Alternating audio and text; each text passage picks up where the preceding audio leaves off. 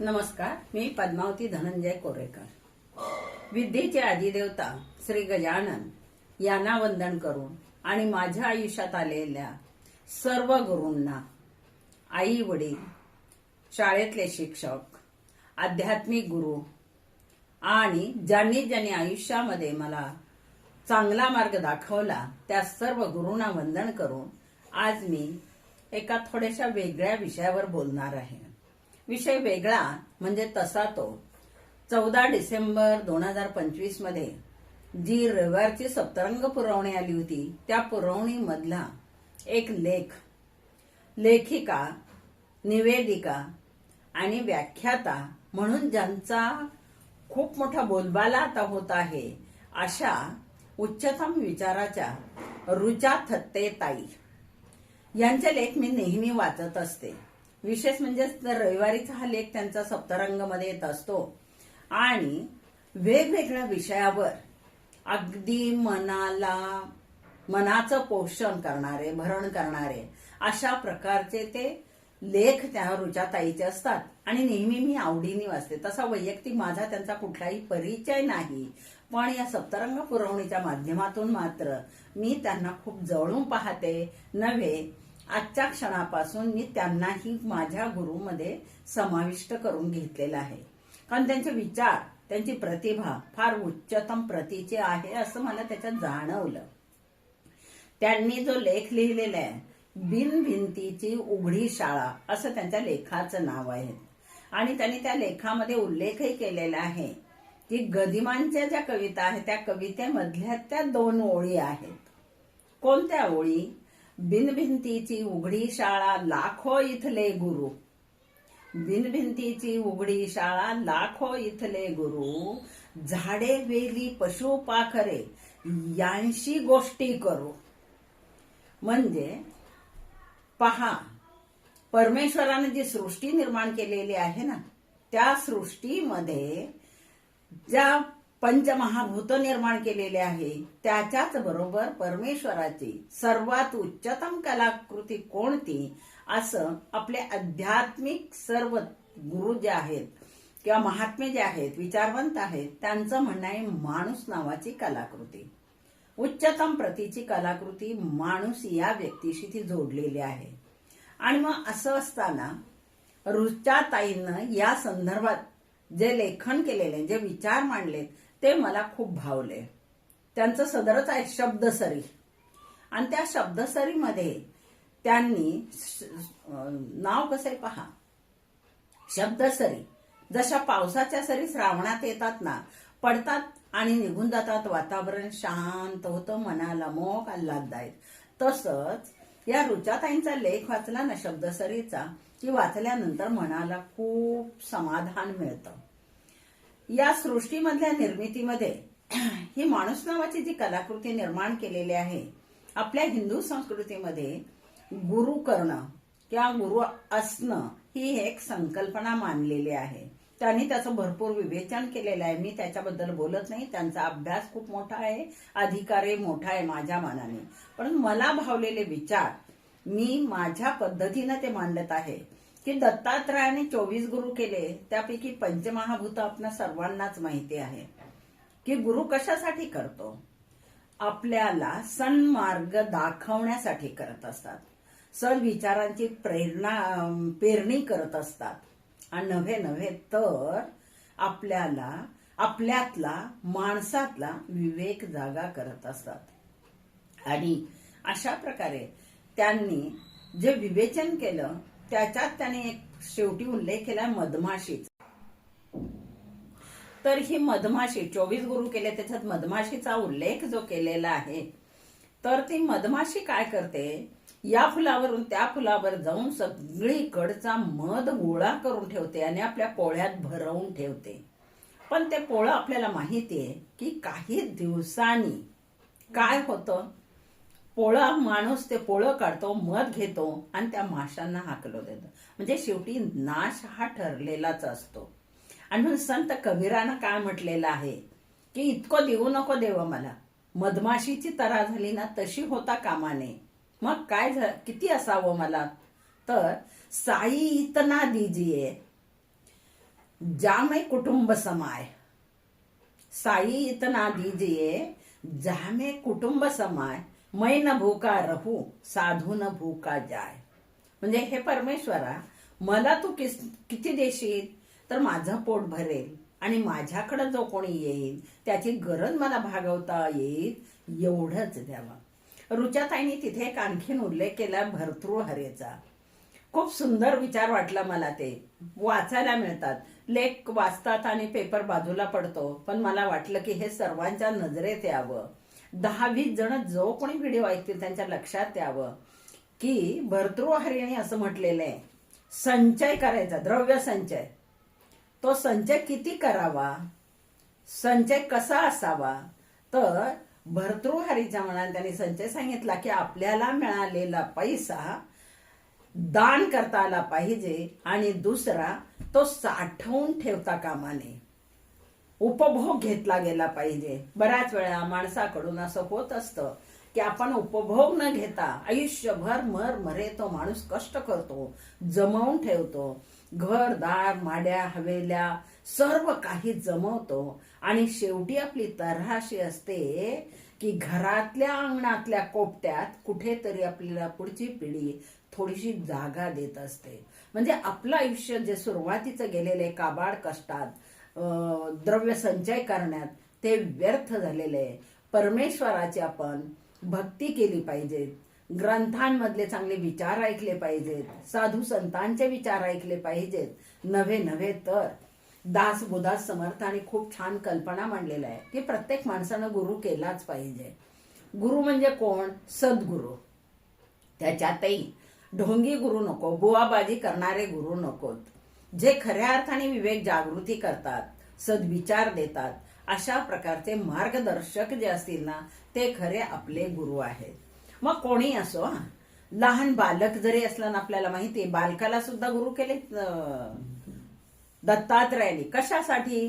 तर तो बालक आपण जर पाहिला ना सतत आनंदी असतो. पहा, स्तनपान करणारी आई आपल्या बाळाकडे पाहते ना तेव्हा ते बालक सतत हसत असतं. पहा, भुकेच्या वेळेला रडेल पण त्यानंतर मात्र ते सतत हसत असतं. म्हणजे आनंद घेणं आणि देणं हे फक्त बालकाला माहिती असतं, माणसांना माहित नसतं.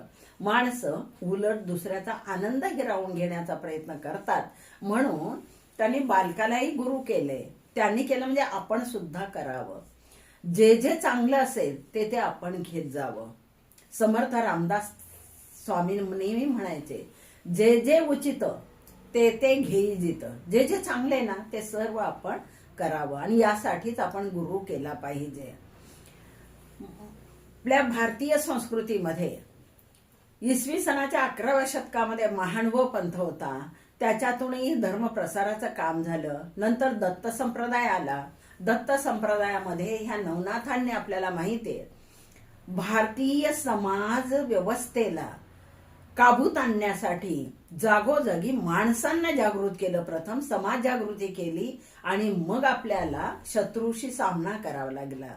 त्यानंतर आपल्याला माहिती आहे की आपल्याकडे महानुभाव आहे, दत्त संप्रदाय, वारकरी संप्रदाय आहे, समर्थ संप्रदाय, या सर्व संप्रदायांमधून याच प्रकारचं आणि गुरु केलेली माणसं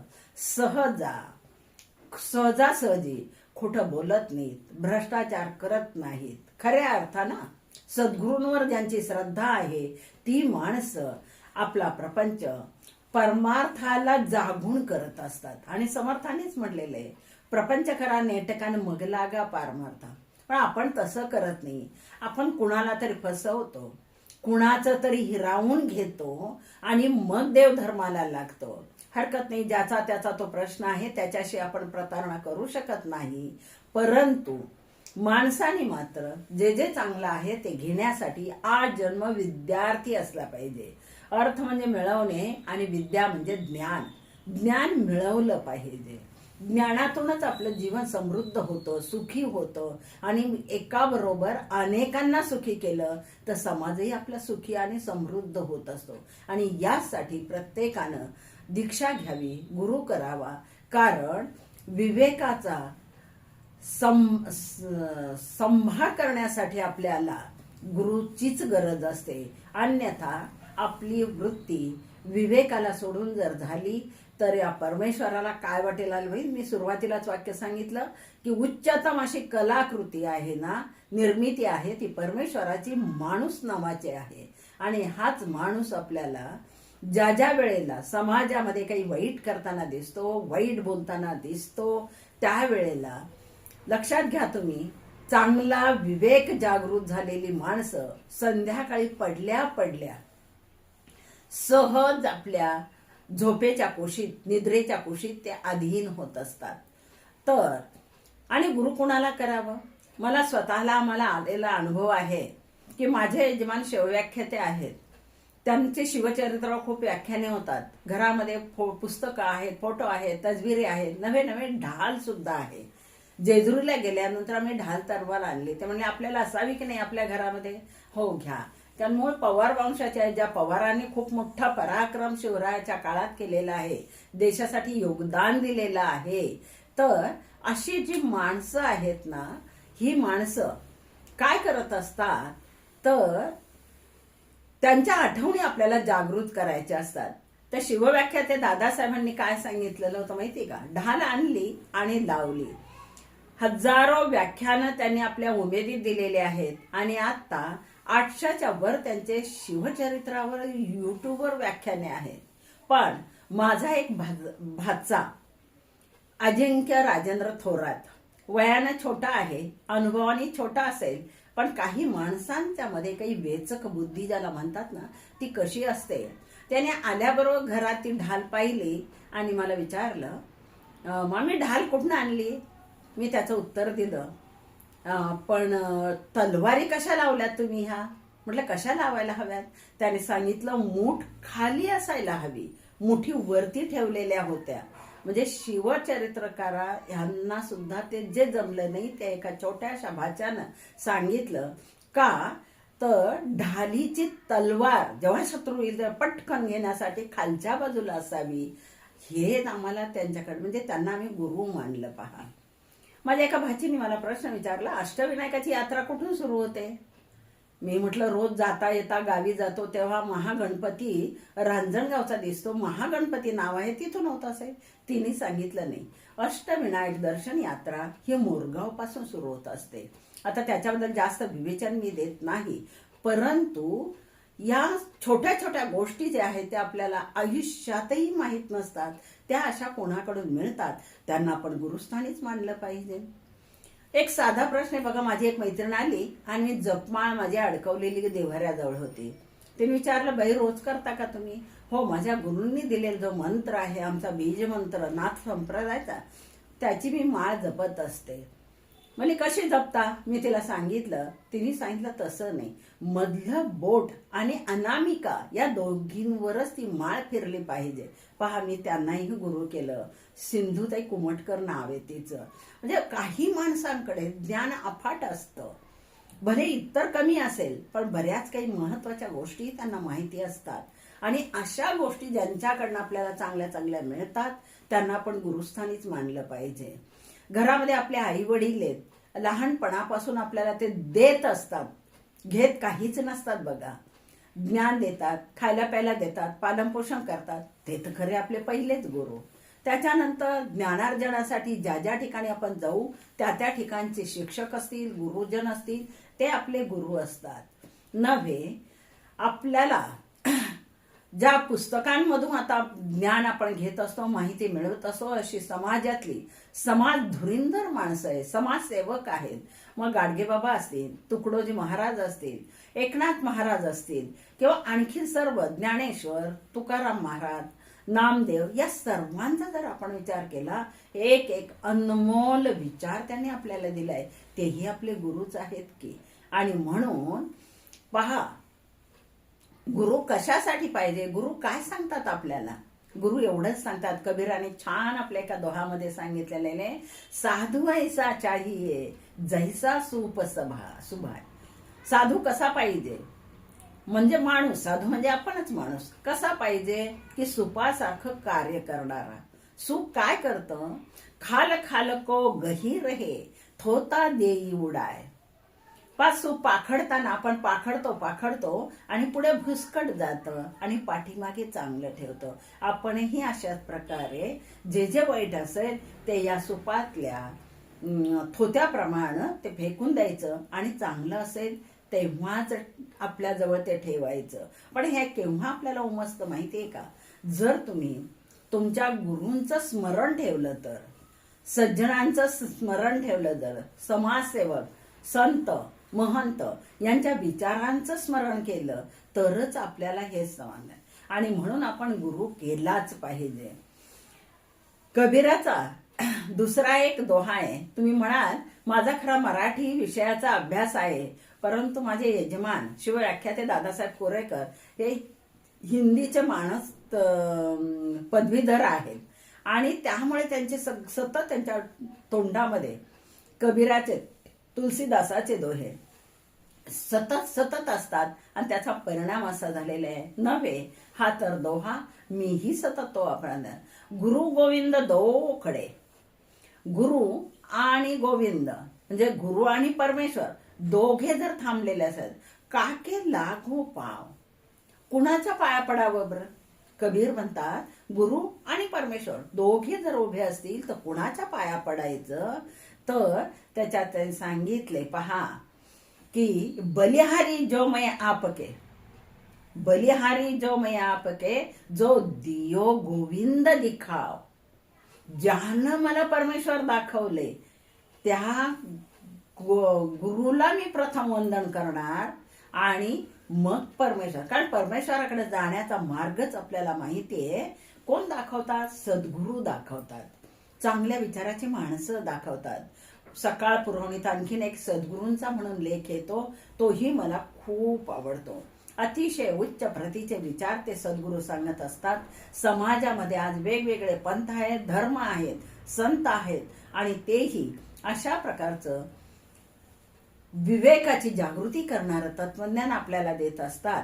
तसाच हा लेख मला जो गदिमा, ज्यांना आधुनिक भारताचे आधुनिक वाल्मिकी म्हटलेलं आहे. पहा, वाल्मिकीने रामायण लिहिलेले, परंतु इथे गदिमांनी जे गीत रामायण लिहिलं त्या गीत रामायणाच्या त्या गदिमांनीच एका कवितेमध्ये असं म्हटलेलं होतं, बिनभिंतीची उघडी शाळा. इथे शाळेत आपल्याला बंदिस्त असतं, शिक्षक असतात, विषय बंदिस्त असतात, पण त्या व्यतिरिक्त समाजामध्ये सर्व सृष्टीमध्ये खूप काही घेण्यासारखं आहे. झाडे वेली पशु पाखरे यांशी गोष्टी करू. बघा तुम्ही सहलीला गेल्यानंतर नद्या, पर्वत, डोंगर, झाडं, वेली यांच्याशी हितगुज करा. त्यांचे उपयोग बघा, त्यांचं कार्य पहा की त्यांचं जगणं पहा. हे आपल्याला खूप काही शिकवून जात असतं. तर अशा प्रकारचे हे जे विचार या ऋचाताईंनी मांडलेले आहेत ते मला खूप भावलेलं आणि गुरुकल्पनेशी संबंधित असल्यामुळे आणखीन मला भावलं. तर ऋचाताई, मी तुमच्या पुढच्या शब्दसरीमधल्या लेखाची वाटच पाहताय, नेहमीच वाचत असते. अतिशय सुंदर लेखन ऋचाताईंनी केलेलं आहे आणि सर्वांनी मला वाटतं सकाळ पुरवणीत येणारे आणखीनही बऱ्याच लेखकांचे असतात, आपण ते पाहत जावेत, वाचत जावेत. बरंच काही आपल्याला मिळतं. पहा, आपण आयुष्यभर काय करतो माहिती का? नुसतं काम काम काम करतो, पैसा पैसा पैसा करतो, जवळ मिळवतो, साठवतो, पण शेवटी आपल्याला जो मुख्य मिळायला पाहिजे आनंद ना, तो मिळत नाही. परमेश्वरानं तर आपल्याला निर्माण केलेलंच आहे. पहा, परत एक कबीराचा दोहा मी तुम्हाला सांगते. अजगर करे न चाकरी, पंछी करे न काम. पहा, अजगरालाही त्यांनीच निर्माण केलेले, पक्षालाही त्यांनीच निर्माण केलेलं आहे. ते काही स्वतःच पोट भरण्यासाठी स्वतः निर्माण करून खातात का? नाही. अजगर करे न चाकरी, पंछी करे न काम, दास मलुका कह गए, सबका दाता राम. म्हणजे परमेश्वर हाच आपल्या सर्वांना देणार आहेत. आणि साधी गावाकडची म्हण आहे, ज्याला चोच दिली त्याला दाणा दिला जातो, पण देणारा कोण आहे? परमेश्वर आहे.